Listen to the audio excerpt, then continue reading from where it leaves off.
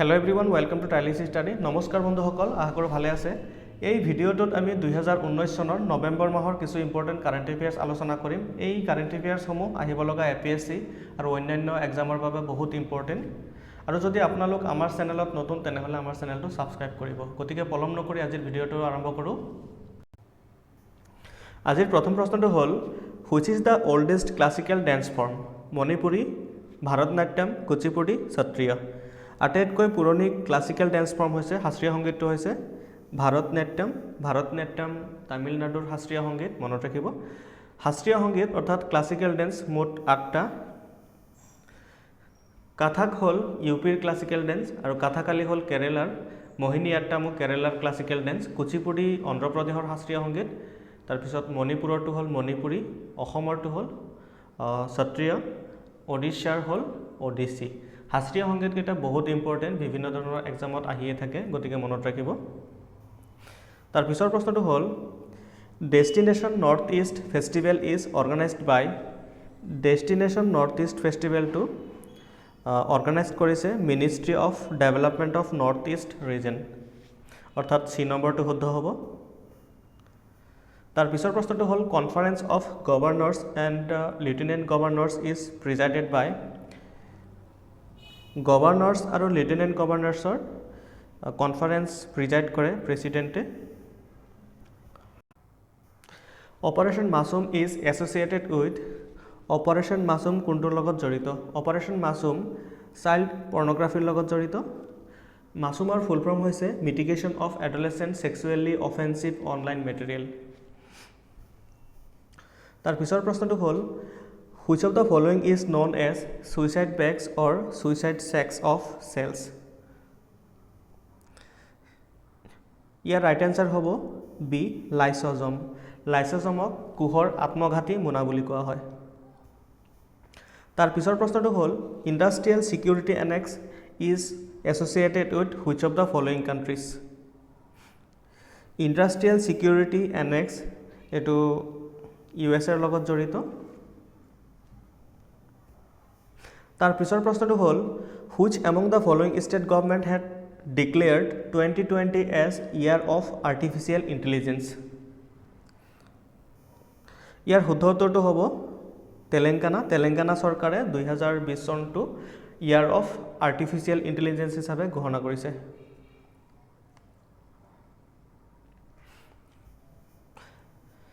Oxford Dictionaries has named which word as its 2019 word of the year?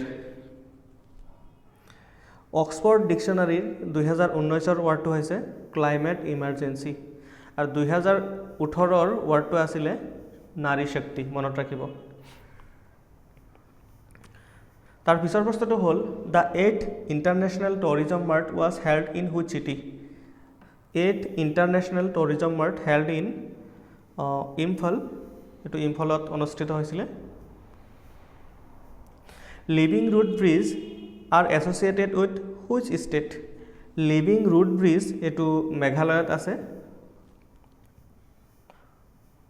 Project Masum recently in news is related to rescuing missing children, spreading awareness about children sexual abuse, pension scheme for the worker in unorganized sector.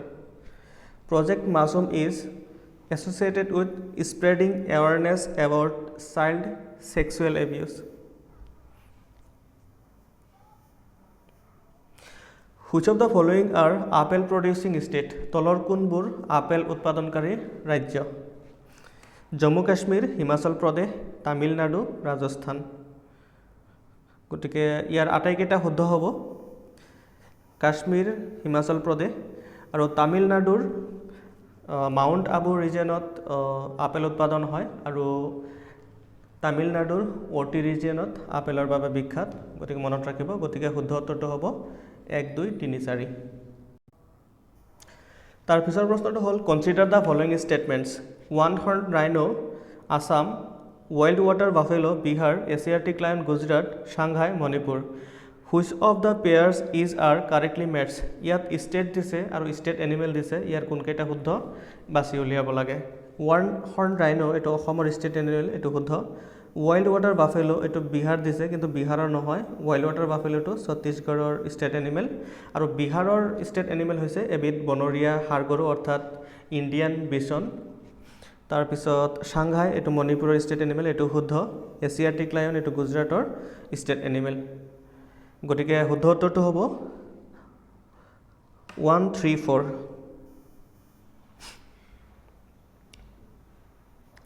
তাৰ পিছৰ প্ৰশ্নটো হ'ল Consider the following statements with respect to Project Tiger. It is a central sector scheme of the Ministry of Environment and Forest. Project Tiger launched in 1973. Which of the following given statement is are correct? Here only 2 to শুদ্ধ অর্থাৎ 2 only. Project Tiger এটো central sector scheme নহয় central sponsor scheme হয় তাৰ পিছৰ প্ৰশ্নটো হ'ল which of the following naval exercise of India with আদাৰ কাণ্ট্ৰিজ ভাৰতৰ লগত অন্য দেশৰ নৌসেনাৰ অনুশীলন ইন্দ্ৰা ৰুছিয়া এইটো শুদ্ধ হ'ব তাৰপিছত Varuna United kingdom Varuna exercise India and France মনত ৰাখিব তাৰপিছত চিম্পেক্স ইণ্ডিয়া এণ্ড ছিংগাপুৰ এইটো শুদ্ধ কনকান ইণ্ডিয়া এণ্ড ইউকে এই এক্সাৰচাইজ কেইটা বহুত ইম্পৰ্টেণ্ট মনত ৰাখিব গতিকে ইয়াৰ শুদ্ধ অপশ্যনটো হ'ব C 1 and 3 Varuna exercise India and France and Konkan exercise India and UK which state has decided to set up a new department of foreign cooperation ইয়াৰ ৰাইট এনচাৰটো হ'ব B Haryana Who has been conferred with Indira Gandhi Prize for Peace, Disarmament and Development 2019? 2019 Indira Gandhi Prize for Peace, Disarmament and Development দিয়া হৈছে David এইনবাৰ্গক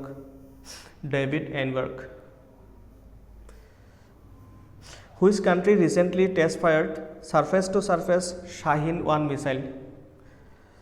Shaheen 1 missile ইতিমধ্যে launch কৰিছে পাকিস্তানে Paradise Beach was recently declared as no plastic zone. The beach is located in which state or UT? Paradise Beach etu Puducherryt ase. ইতিমধ্যে no plastic zone হিসাবে ঘোষণা কৰা হৈছে। তাৰ পিছৰ প্ৰশ্নটো হ'ল ISRO is going to launch which among the following satellites on November 25?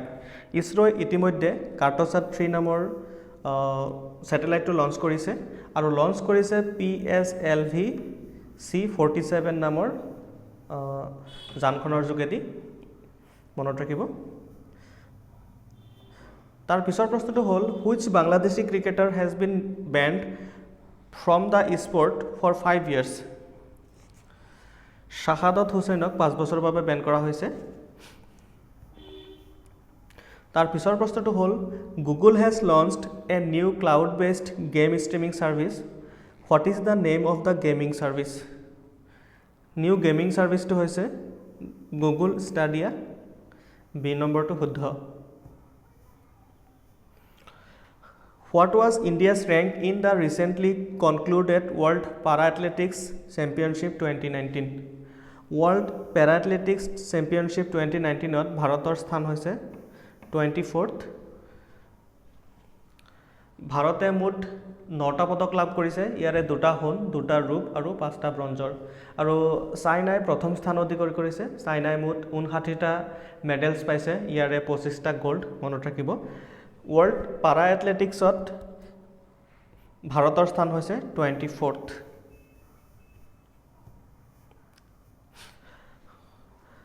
When is the World's Children Day observed globally?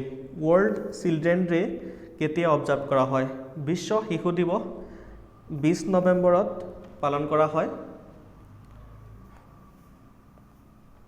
Who has been sworn in as the new Prime Minister of Sri Lanka? শ্ৰীলংকাৰ নতুন prime minister হৈছে মহিন্দ্ৰ ৰাজাপাকছা আৰু president হৈছে গোটাবায়া ৰাজাপাকছা এটা interesting fact যে দুয়োজন ভাই ককাই তাৰ পিছৰ প্ৰশ্নটো হ'ল Who won India's first gold at 2019 ISSF World Cup? Year right এনসাৰটো হ'ব মানু ভাকাৰ। মানু ভাকাৰে 2019 ISSF World Cup জিকিছে। তাৰ পিছৰ প্ৰশ্নটো হ'ল who topped the list of Fortune's business person of the year 2019? 2019 business person of the year হৈছে সত্য Nadella. What is the name of first Hindi newspaper launched in Arunachal Pradesh? Arunachal প্ৰদেশত launch কৰা প্ৰথম হিন্দী নিউজ পেপাৰখন হৈছে অৰুণ ভূমি। Which state has announced to launch Arundhati Swarna Yojana in January 2020? Arundhati স্বৰ্ণ যোজনা তো অসম চৰকাৰে ঘোষণা কৰিছে য'ত নেকি কইনাক 10 গ্ৰাম সোণ দিয়া হ'ব। অৰুন্ধতী স্বৰ্ণ যোজনা মনত ৰাখিব। Which place does India have in the recently released Global Terrorism Index? Global Terrorism Indexত ভাৰতৰ স্থান হ'ল 7th।